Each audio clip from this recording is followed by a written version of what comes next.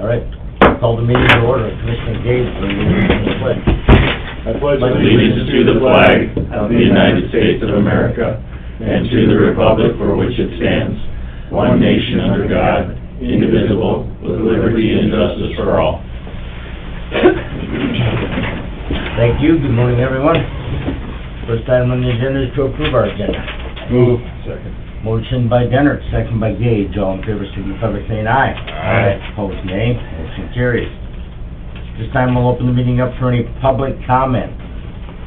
Anyone wish to address the commission this morning? Good morning. Good morning. Well, I want to thank you guys for your time, and I'm Brent Gabler. I'm a farmer from Falk County. I'm also on the board of directors for Glacial Lakes. I'm here just to kind of give you some reasons I think that this pipeline is probably important if we think we have to capture CO2. The government thinks they have to capture that, so I guess whether we think so or not, I truly believe it's going to happen. And if you don't mind, I'm going to read some things because I don't want to screw up and tell you anything that I haven't written down. An ethanol plant produces about 1 pound of CO2 for every pound of ethanol. And the government, as we know, wants to capture it. And they're willing to pay through tax credits and cash to slow global warming. And truly, I don't know how many of us in this area believe in global warming.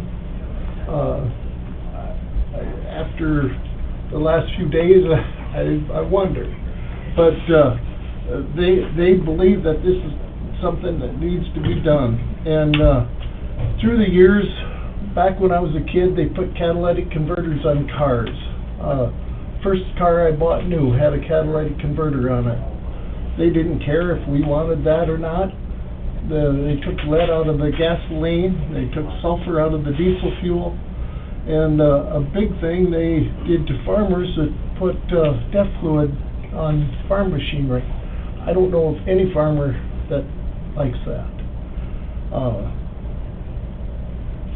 And of course they've shut down the coal plants, all due to global warming, I believe, pollution. And so I guess, is CO2 dangerous? Well, yeah, I'm sure it is, but let's compare it to natural gas. In 2015 to 2017, 12 deaths and 10 injuries from natural gas pipelines in the United States. There's approximately 5,000 feet of CO2 pipe, 5,000 miles of CO2 pipeline in the United States today, and not one death that I could find. So if the pipeline is stopped or can't get CO2 out of the plants, Glacial Lakes will be subject to large penalties, closing the plants, or the CO2 will be captured and could be put on rail cars that will be sent right through the heart of towns, including Aberdeen, Minot, all the towns between here and North Dakota. Do I think that's more dangerous than the pipeline? Absolutely. The railroad has had in 2022 they had 1,259 train derailments, totaling of 954 deaths from their accidents.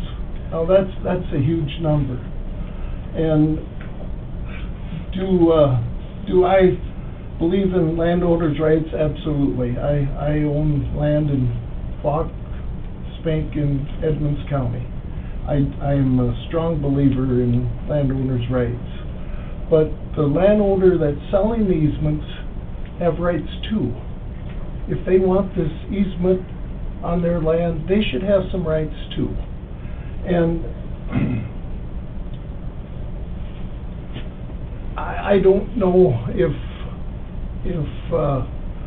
I definitely think setbacks should be in place. I definitely do. I've got a Dakota Access pipeline about 1,200 feet from my house. it's producing 750,000 barrels a day. And the guy told me the other day they're gonna increase that by 50%. So, I mean, it's a big number. And, if they would have an explosion at our valve, we have a valve right out, look out the kitchen window and we see it. If they would have an explosion, he told me you wouldn't have a window left in your house. And so, truly, I know what these guys are talking about when they're thinking it's dangerous. I think this oil or natural gas is way more dangerous than CO2. And there was, and there is an average of 1,300 derailments each year on the train tracks. So, guys, I really don't want CO2 coming through Aberdeen. I'm not saying it's going to, but if something happens to our company that we are forced to do something, we've already been contacted by the railroad system, Burlington Northern. We rejected their meeting to meet with us, but they're drooling. They want this. They hope this pipeline fails. It's a huge income for them. And I truly believe the railroad fought Dakota Access Pipeline too. It's just some thoughts I wanted to give to you, and I am a investor in soybeans, ethanol. What these plants have done for the farmers is huge. Not only just the investors, for all the farmers. I want to thank you for your time. I guess if you had any questions, I'd try to answer them, but if not, thanks. You bet. Thank you very much. Thank you. Yep. Thanks. Anyone else wish to address the commission this morning? You guys. Thank you, you bet. That was it. Out there online or on the phone? Seeing none, we will move on. First reading of ordinance 265, rezone.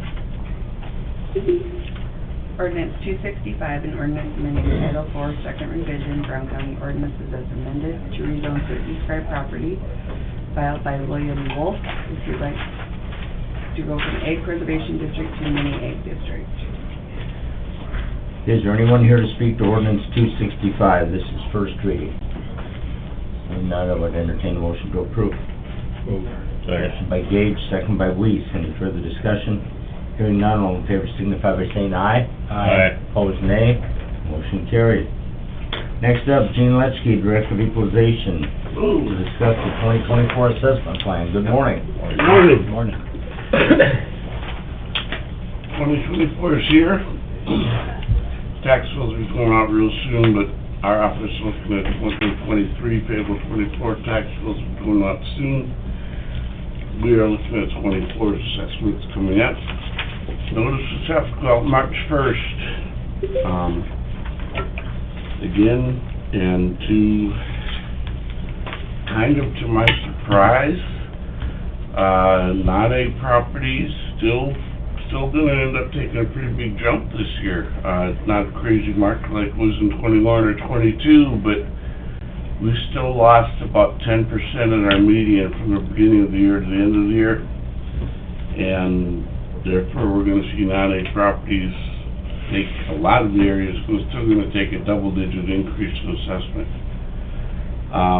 Hopefully that trend, I don't know, it's good for housing in the market, is bad for the tax bill. I hate to make that big of changes. We've made 15 to 20% adjustments the previous couple of years, but we're still going to be making probably 10 or 10+% adjustments on non-ag this year. Ag property is again done via the productivity method. This is the first year since productivity has taken place where the cropland values are actually increasing at a larger rate than non-crop does. There've been a couple pretty good years of productivity and of commodity prices and things, and a couple, beginning about the years 2011, 12, 13 are past. Those were some big years that dropped off and we actually fell. We've had some pretty good years since, which are going to bring our crop values up a little higher than our non-crop. And there again, this is the first year that the cropland values have gone up at a higher rate than the non-crop. We're still making a lot of local adjustments, about $85 million worth. The state's okay with that, so we're in good shape. I still expect the equalization factor of 0.85.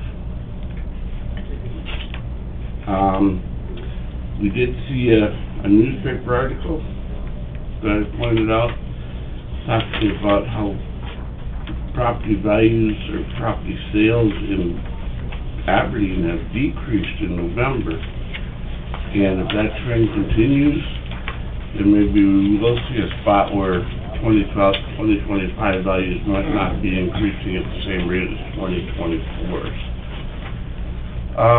Otherwise, it's kind of business as usual. We did a lot of reappraisal work, a lot of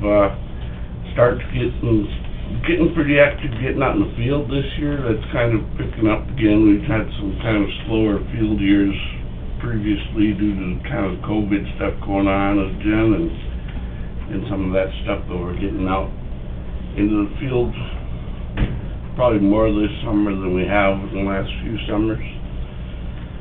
And so that continues. All of our new assessments are coming out through our DevNet program, so we have everything built into our camera right now. With that coming into play, and with how the value of property has changed in the last few years, we do plan on putting in our new cost manual for Marshall and Swift going into 2025. That's already kind of in play and ready to go. Got it ordered and ready to install into our camera right here as we get going. So what that means is that next year's values are going to start from a new base. Right now we're currently using 2020 costs and just kind of assuming that all the components are increasing or changing at the same trend. The longer you go into that, the more you are kind of skew the values. You're assuming that windows and shingles and concrete and everything is increasing or value changing at the same rate over that time, and we want to keep as current as we can on each individual amenity or component of the building in order to get an accurate base cost to start our costing from.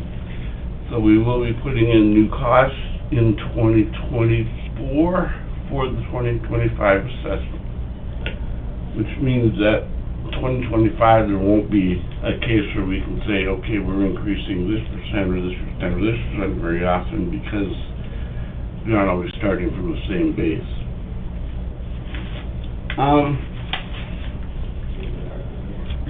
As far as new bills coming out right now, the only one I really see that's on the floor so far, or up so far, is that the disabled veteran freeze or rollback is on the books to change from 150 to 250,000.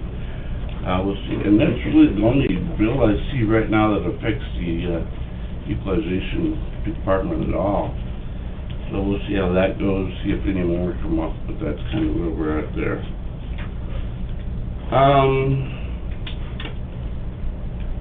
Got 4 new TIFs coming on the books in 2024.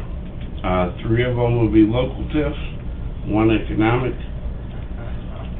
and they're, you know, kinda are where we are. We did some, income surveys on our rental property this summer, as far as properties that rents, retail or rent space, primarily be retail, offices, apartment or housing complexes, things like that, to kind of get an overall market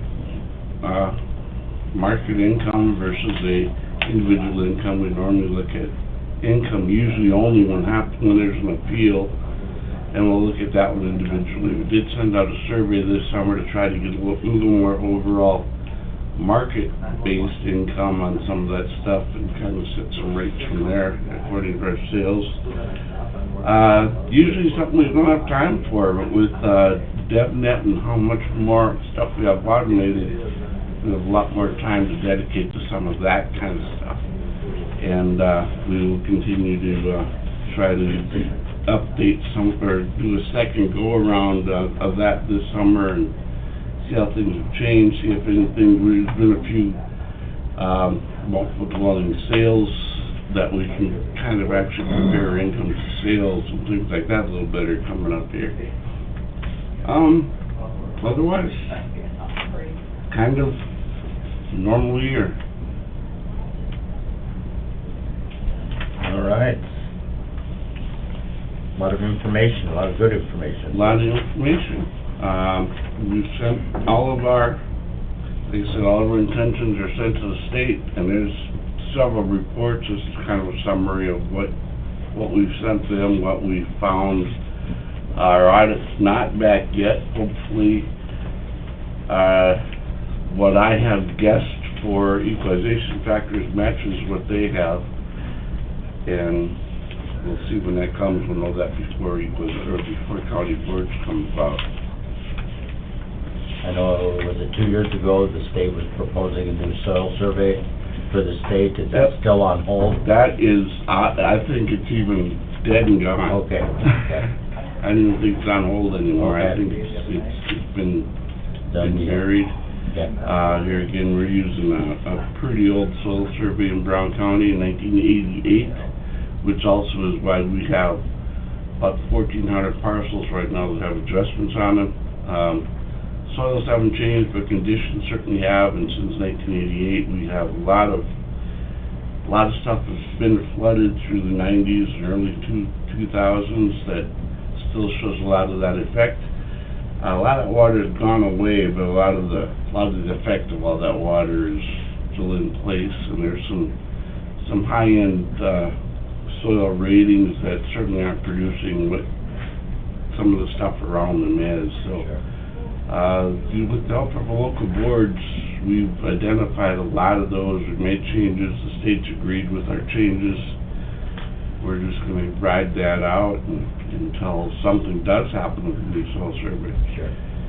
I hate to put new soil survey on because we've gone through changing, 2010s when we wanted productivity, started this. As soon as you do a new soil survey, you're starting all over with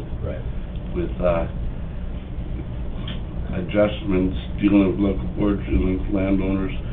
Everyone out there seems pretty satisfied with how we have soils arrayed top to bottom right now. And, even if we did have the option of putting a new one on, I'd have to look at it really hard to see how it coincides with what we have currently to know whether we really even want to. Sure. It's kind of nice not to have a room full of 200 people downstairs talking about soils. Right. Mr. Weiss?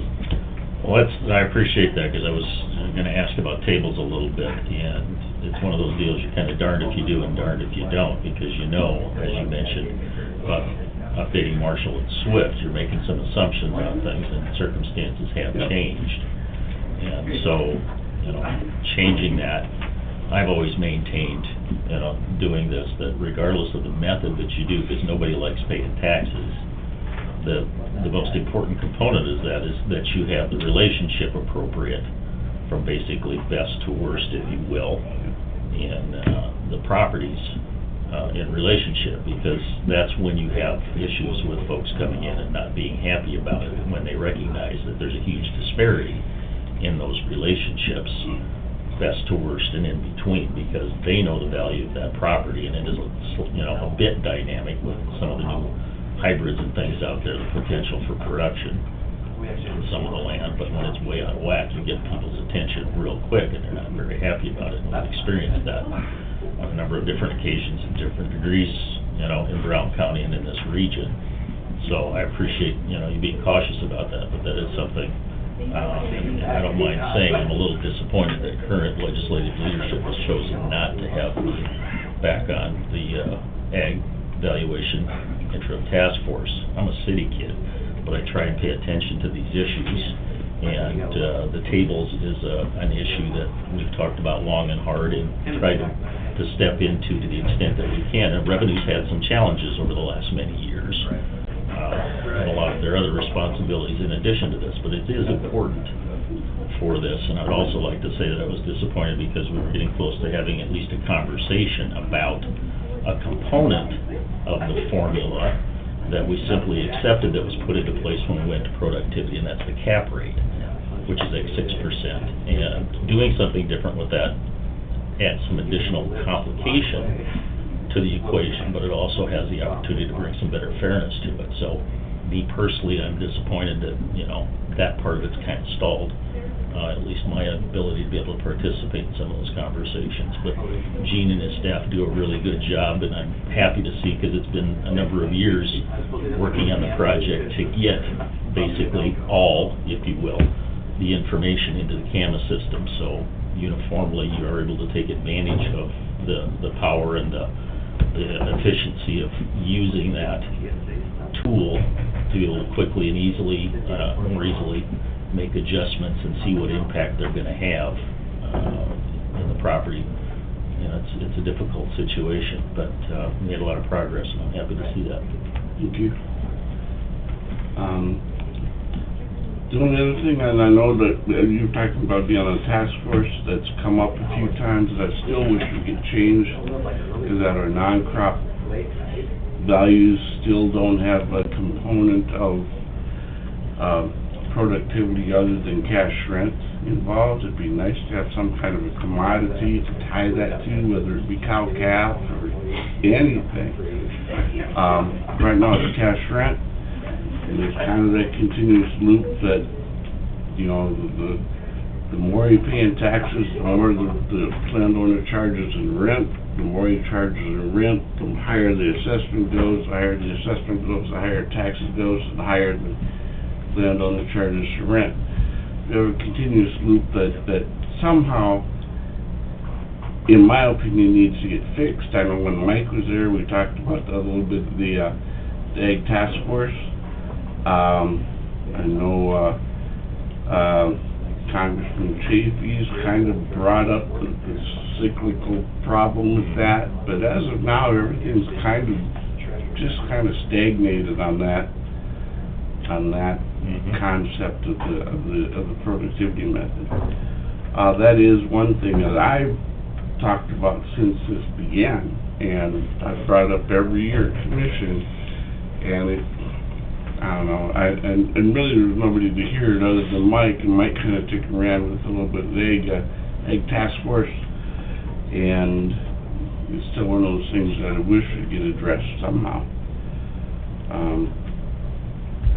Otherwise, our report's in, we're waiting on our audit, we're waiting on our equalization factors, and I think we're in good shape. We're above all the thresholds regarding median and coefficient of dispersion. Coefficient of dispersion is hard to hit. As the market moves, it's a measure of equalization, or how close you are to your median. But if your median's at 85% at the beginning of the year and 75% at the end of the year, that measure of conformity has got such a wide span to try to hit, whereas if the market stayed constant, it'd be a lot easier to stay under 20. to be in compliance, we have to have a COD under 25, ours is about 23, so we're always there. But the target is to always try to be under 20. And I think, like I said, if the market would stay steady for us once, we could hit the goal of being under 20%. But anyway, non-ag assessments, we'll see some increases again, and don't be surprised. Sounds like when the state sent out some surveys kind of asking where counties were going to be, it sounds like most counties are going to be seeing similar increase in assessment again this year. All right, any other questions for Gene?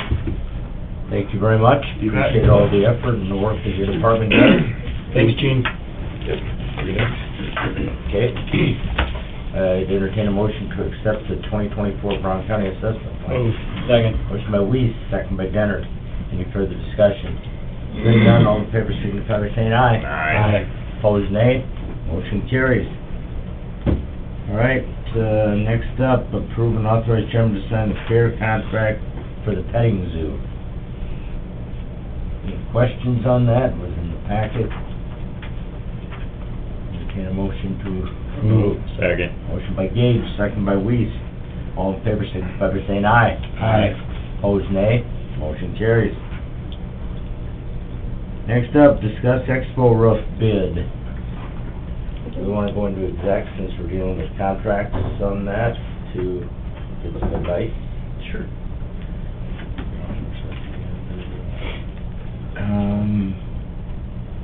We could probably, You wanna move it down? why don't we move it down after number 11? You need a motion. No, can we just move it? Yeah. You just do it. Okay, next up, adopt resolution to appoint county coroner. I think Dave was coming over to give an update on. He's right here. Mr. Coroner, for to your section of the agenda. What's that? We are to your section, we're going to, adopt a resolution to appoint the county coroner, Okay. similar to what we did last year. I'm assuming no one else volunteered?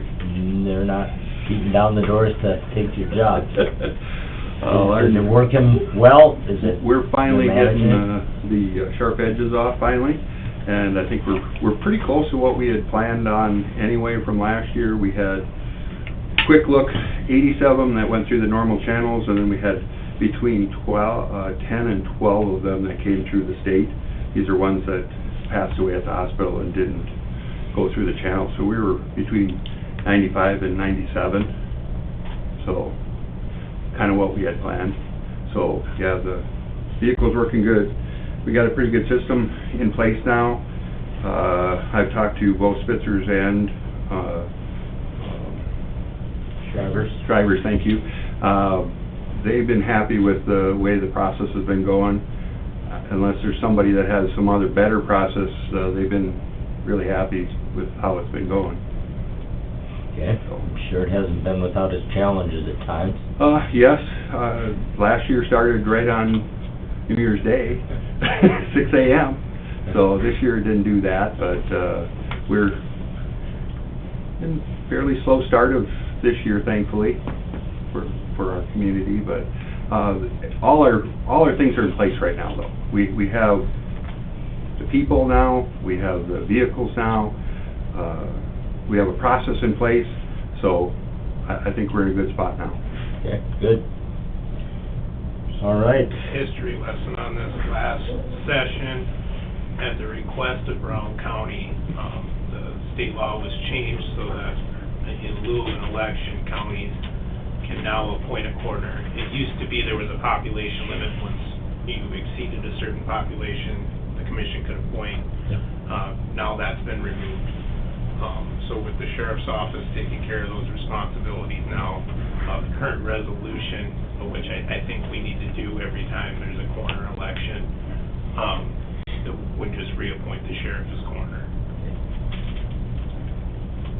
So this is something we'll probably do every 4 years? Is that? I think that's the safe way to do it. The statute's a little vague on that, but just so everybody knows, it's probably a good idea to reevaluate it every 4 years.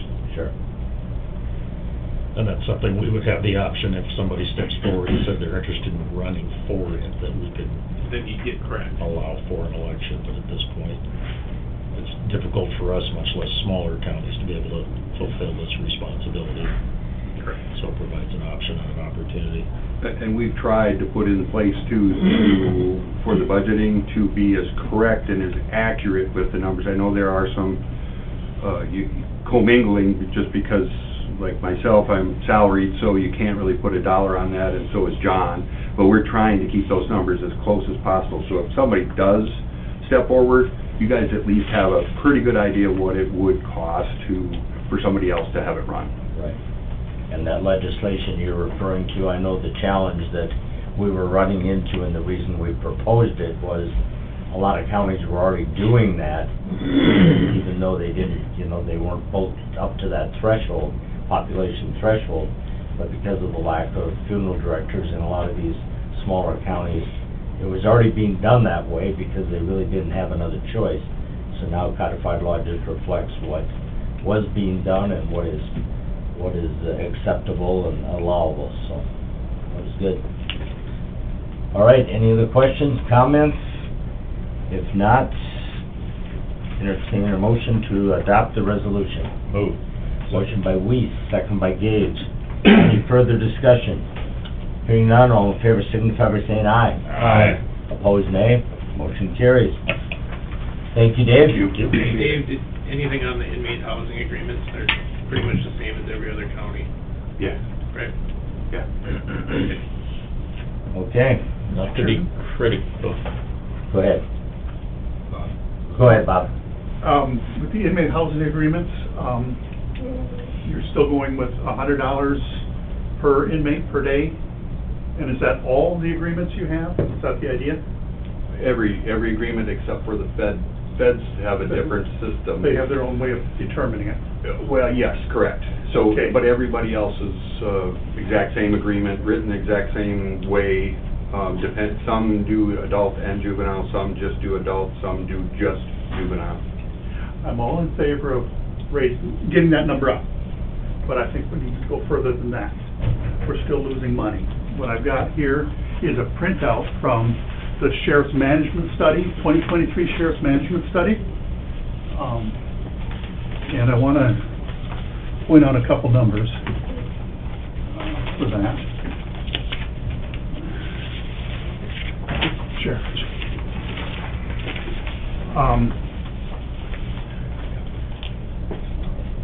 Brown County, well, according to this study, we currently have 57 beds available to rent out. We're currently, the current budget is $2,751,000. That was actually last year's. That means our cost per bed in Brown County is $132.26. If we're renting out for $100, then we're losing $32 on every bed that we rent out. Now, you can see all the rest of the jails that put their numbers in here. Brown County is the highest one of all of those. If you go to the next page, it shows, that's where you can find the prisoner capacity right on the left a little bit. It shows that we, out-of-county prisoner days for Brown County, 4,759 prisoner days total. We rented out a total, on the next page it says jail fees received, we received $222,990. Okay? We divide that out by 4,759 beds rented out, and it looks like we only collected $46.86 per bed rented out. I'm assuming that's not the sheriff's job to collect that money, right? We do. You send out the bill and you collect that money? Correct. Okay, so there seems to be a shortfall in the amount of money that's collected.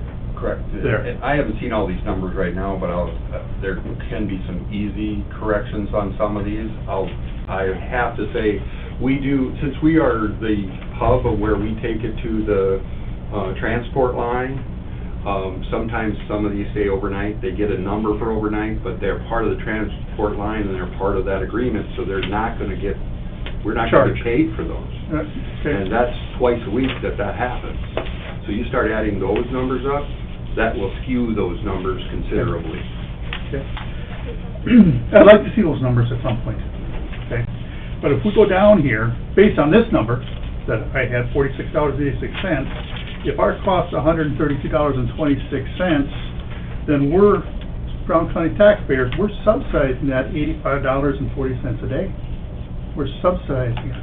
The outside, the bids we rent out to non-Brown County people, that's $406,000 a year.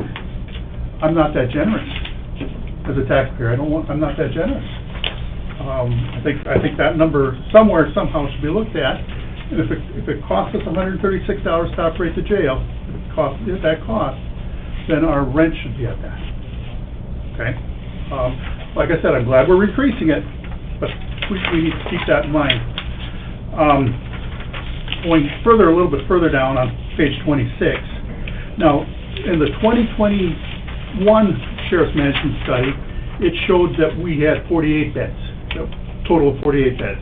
It's now showing 57. I don't know where that change came from, but that, it changed.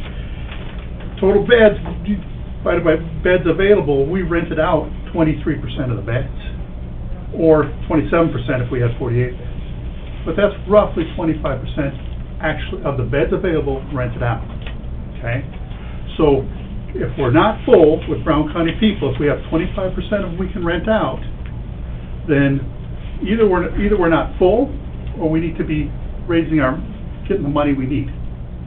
Looks to me like we're only, if all the beds are full, then only 75% are these people who are charged with Brown County crimes, right? So then we're not really full. The news media says we're full, or what we put out to the news media is we're full, but we're really full of people who are from outside counties and the U.S. Marshal Service who we're not charging full rent for. I think Brown County taxpayers should get a little better answer to that. We should have a better answer to that. Then we go on to the next page. I just want to point out that nobody's making money anymore in jails. Polk County was the last one who had said they made money, but we can look at page 24. It says that in 2023 their budget was $1,030,000. Polk County received, the money they received is $900,000. That means the taxpayers there subsidized $127,000. That does not include debt service for them, which is just shy of $450,000. So they subsidized, and they only had 20 bed days. According to the study, they only had 20 bed days in Polk County. So I appreciate you guys listening to the numbers. Wanted to point those out. Thank you. Thank you. Thank you.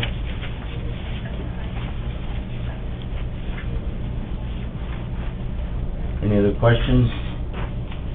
Okay, we are to item number 9, authorize chairman to sign the inmate housing agreement. Just a quick question, are there 2 or are there 3? Well, it's 2 counties. One is for both jail and JDC, and the other one is adding JDC to Gerald. Okay, because when I looked at it, there was 2 for the same county, and I just want to clarify. Yep. Okay, my apologies. Do you have a motion? Looking for a motion. Move. Motion by Weiss, Second. second by Dennert, to approve the inmate housing agreement. Any further discussion or questions? Hearing none, all in favor signify by saying aye. Aye. Opposed, nay. Motion carries. And thank you for the information, Mr. Stout. Next up, approved treasurer fees. They were in the packet proposed by Patty, and there's Patty. Good morning. Hi. Good morning. Morning. Anybody have any questions for Patty? Did you have a chance? This started back in '22. We had a few companies start asking us for a full tax file, and we would also provide them with just the parcels they requested. So we've gone away from giving what they requested to selling them the full tax file, and it's worked very well. And currently there's 3 companies that ask for it, so I foresee maybe some more picking up on that.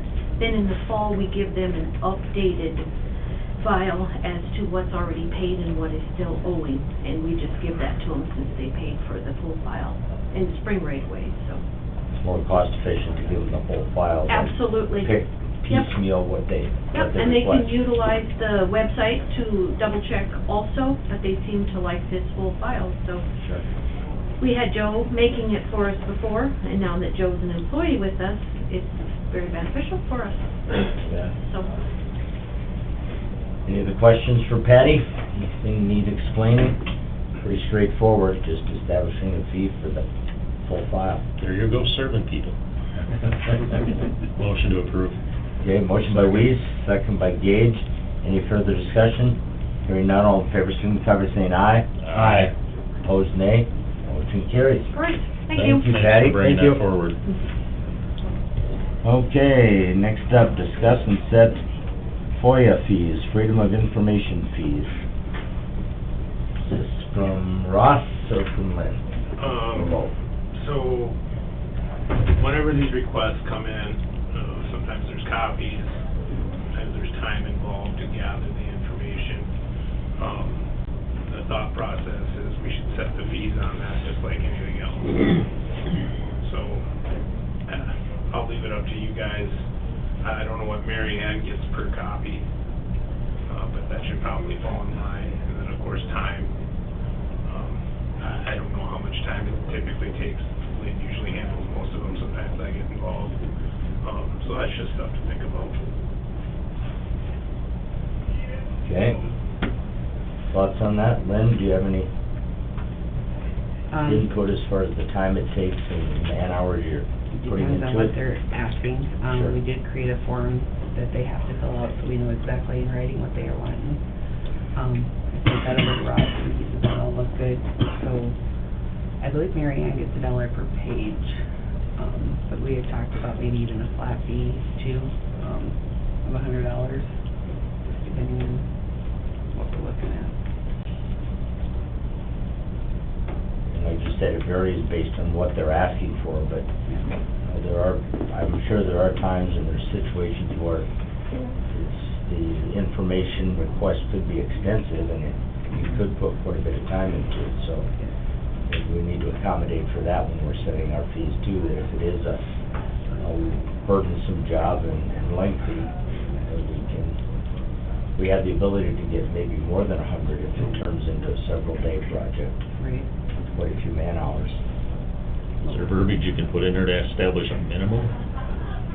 They had, the other ones that I've looked at, from other counties, put a 4-hour minimum on it, And maybe more subject to, how long it takes. It was an hourly rate, and then with a 4-hour minimum. So I don't know if we wanna table it and maybe ask around a little bit more, just to be in line with other counties. Do a little more research, yeah. Yeah, because if we could establish a minimum and a price per hour, that way at least if it does turn into a 2, 3, 4 day job, and we put quite a few hours into it, we'd have the ability to recoup those costs. So at this point, is that something you could have for us in like a week, 2 weeks? Okay. I move we postpone it till next week for further information. okay, we have a motion by Weiss to postpone the, authorizing the chairman to sign, second by Dennard. Any further discussion? Hearing none, all in favor signify by saying aye. Aye. Opposed, nay. Motion carries.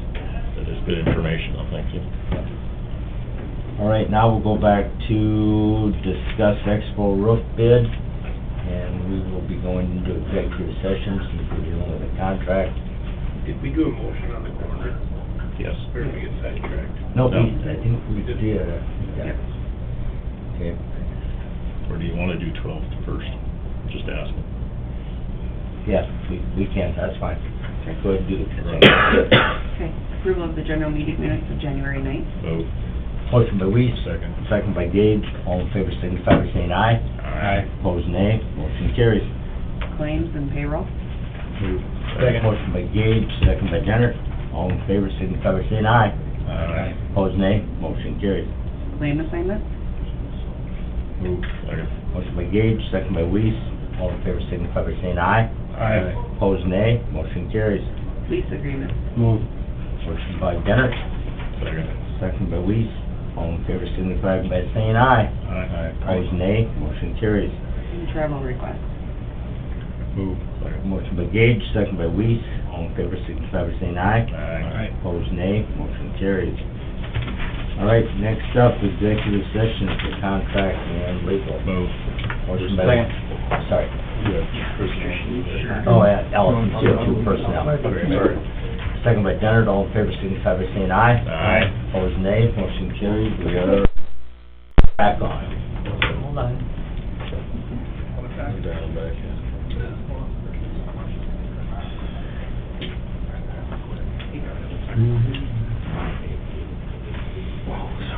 No, you're fine. Oh.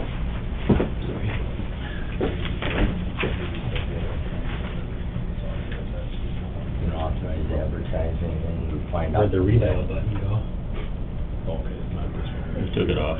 Yeah, it's not where it was before. It was right there before, and now I guess I just dialed Make it. that motion to also authorize advertising to rebid it without it being on the agenda. Okay. Yep.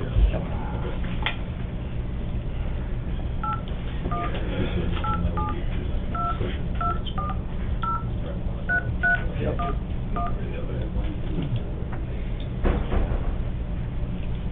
The dates and when as far as... Do you have to press anything to send the call out? Dial 8 first. I did, yeah.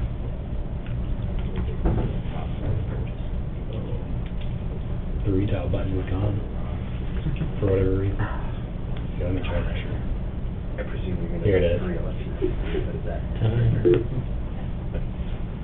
Press the red button, Please turn enter it your off, and then back access on code again. followed by the pound or hash sign. Yeah, sorry.